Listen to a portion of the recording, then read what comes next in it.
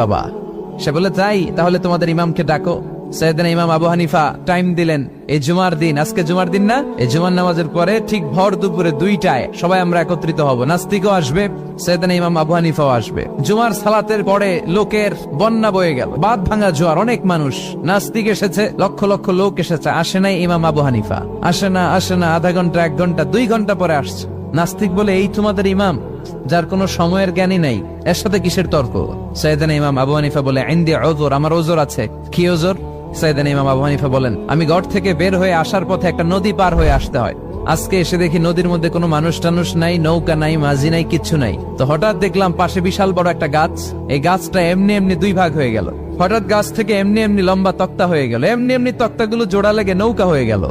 আর নৌকা আমার সামনে আসলো, মাঝি ছাড়া, লগি বৈঠা ছাড়া। আমি নৌকায় যেয়ে বসলাম, নৌকাটা আমার নিয়ে টান দিয়ে সাঁ করে ওপারে নিয়ে গেল। তো এই